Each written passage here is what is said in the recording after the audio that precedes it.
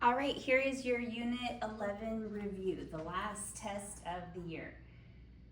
So for this first part, it says state how many solutions, 0, 1, or 2, then solve if possible. So for absolute value questions, remember that means how many steps away from 0 is something.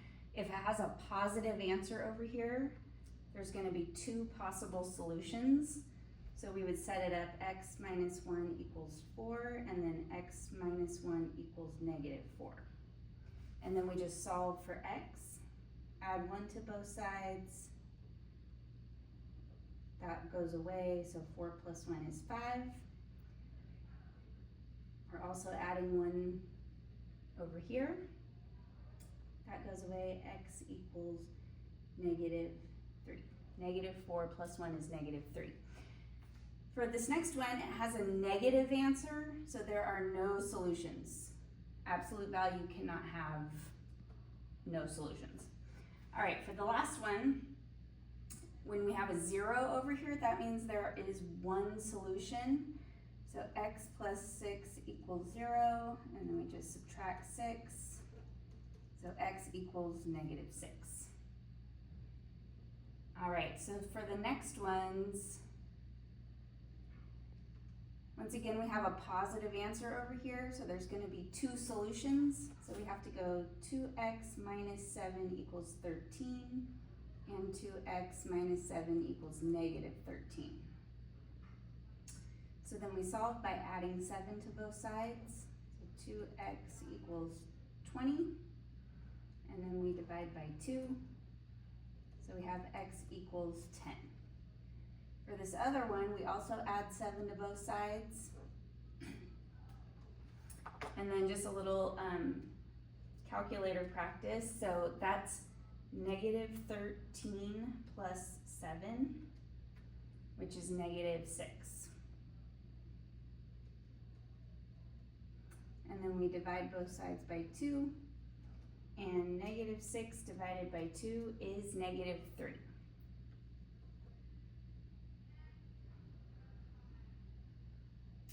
All right, for this next one, it ends in 0, so that means there's 1 solution. So we just set it up, 3x minus 27 equals 0, and then we solve for x. So we add 27 to both sides. So 3x equals 27, and then we divide both sides by 3.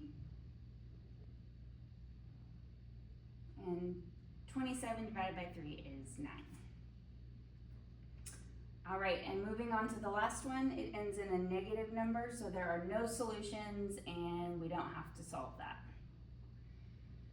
Okay, for this next section, it says rewrite each of the following equations in y equals mx plus b form. So all of these are, you could call them like scrambled. The x and y are both on the same side, or this is also referred to as standard form. So in case you don't know the steps, they're listed right here. So first we're going to subtract 12x from both sides.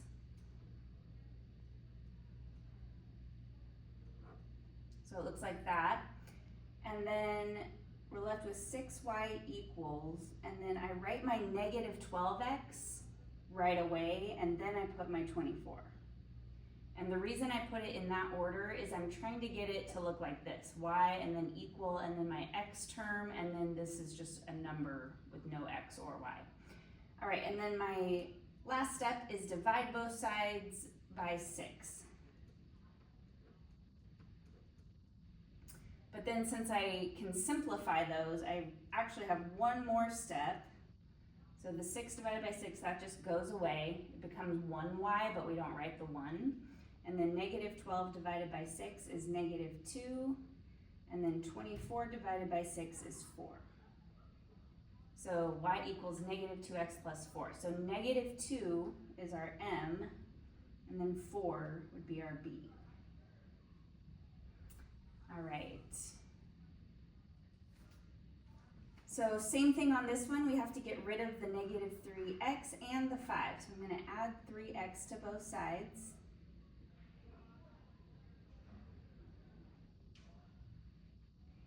And again, I put it in the order for the x term to be here and then the number to be over here.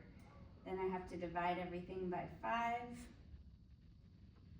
So that goes away and I'm left with y equals 3 divided by 5 doesn't reduce nicely, so I'm just leaving it as a fraction.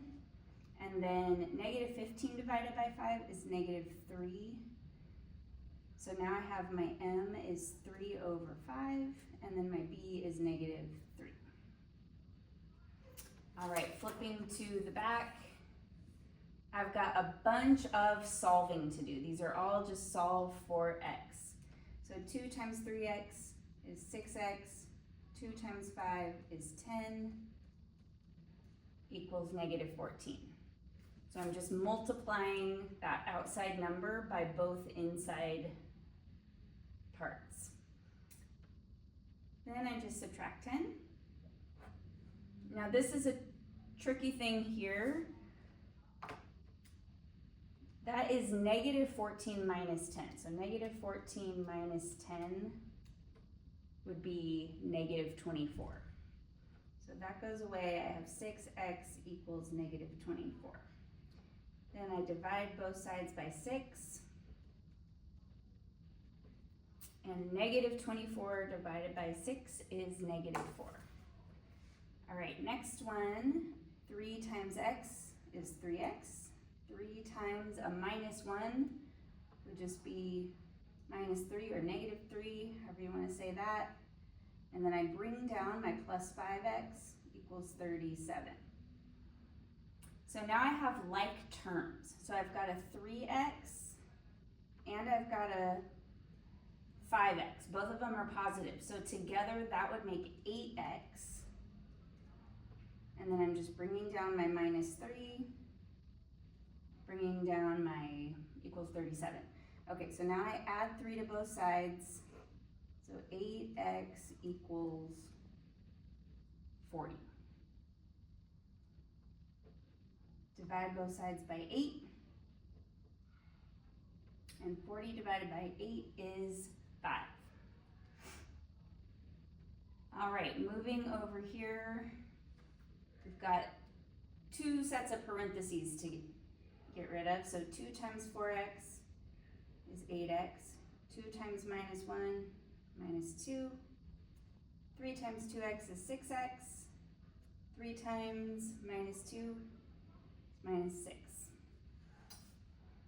All right, so then I'm gonna move my x's over to the left. So to get rid of a positive 6x, I subtract 6x. 8x minus 6x is 2x. And then I just bring down the rest. This went away. Then I'm gonna add 2 to both sides.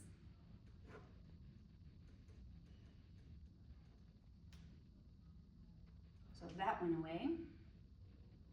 So negative 6 plus 2 is negative 4. Then just divide both sides by 2.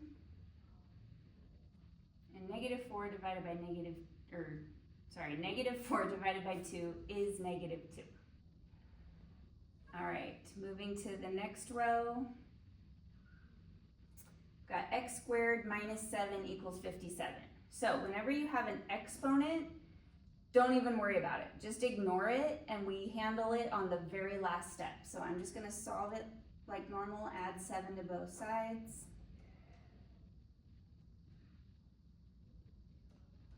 So I get x squared equals 54. So what that's saying is, what number multiplied by itself gives me 54? So I go to my calculator, and I hit second x squared, that brings up the square root for 64, and it's 8. But remember, 8 is not the only number that works, because we know that negative 8 squared also gives us 64. So that's why we have 2 answers, 8 and negative 8. Even though the calculator only tells you 1, you have to remember that there's 2 answers when you're undoing a square. Okay, so what we did is we took the square root of both sides, because the square root of x squared is x, and then the square root of 64 is 8 or negative 8. All right, next one, this has x cubed. So negative 3x cubed plus 5 equals negative 3,988. Okay, so I'm just going to subtract 5. I have negative 3x cubed equals, and then I'm going to do negative 3,988 minus 5 equals negative 3,993. All right, and then I divide by the number in front of the x, so divide by negative 3. So back to my calculator, divide it by negative 3, 1331. I have x cubed equals 1331. Now I'm going to take the cube root of both sides. So the way I do that is I hit this math button and then option 4. So that looks like this, math 4, and then that brings up a little cube root. So that's what I'm doing. I'm doing cube root of both sides, 1331, and it is 11. And for cube root, there's not 2 answers, it's just the one answer. Because what that means is 11 times 11 times 11 is 1,331. All right, moving on, we've got another x squared problem. So I'm going to subtract 21 from both sides.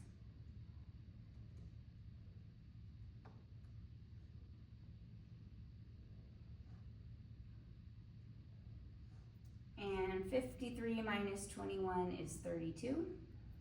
Then I divide by the 2 in front of the x. So I have x squared equals 16. And again, to undo a square, I have to do the square root. So in my calculator, I go second, x squared, 16, and that is 4. But when it comes to square roots, we know that 2 answers work, because 4 times 4 is 16, and negative 4 times negative 4 is also 16. So both of those answers work. All right, last row. So we are cross multiplying. We've got fractions on both sides. So I'm gonna do 6x times 20 equals 48 times 5. And I'm just using a little dot to show times, since using an x is confusing since we have x as a variable. All right, so 6 times 20 is 120, so it's 120x equals 48 times 5 is 240. Just one last step, divide. So x equals 2. 240 divided by 120 is 2. All right, I've got a lot of parentheses to get rid of. So 5 times 2x is 10x. 5 times negative 3 is negative 15. I just write it as minus 15. And then this is where this gets a little tricky. We consider this a negative 3. There's a minus in front of it, so we do negative 3 times x, so that's negative 3x. And then negative 3 times 11, so that's minus 33. And I'm running out of room. Bring down the equal, bring down the negative 6. Okay, so now I've got lots of like terms to combine. So I've got a 10x that I can combine with a negative 3x, so that is 7x. And then I've got negative 15 that I can combine with negative 33. So that is negative 48. And then equals negative 6. All right, so now it's just a 2-step equation.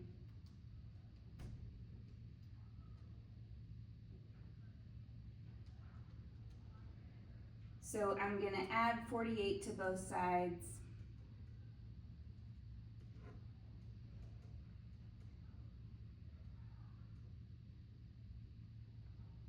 Negative 6 plus 48 is 42. Then I divide, and x equals All right, last problem.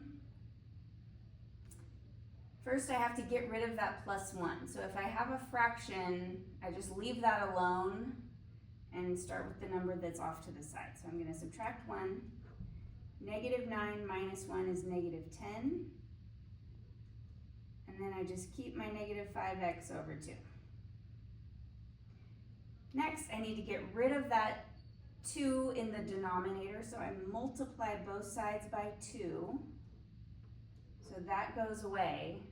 And so then I have negative 5x equals negative 20, because negative 10 times 2 is negative 20. And then I divide by negative 5.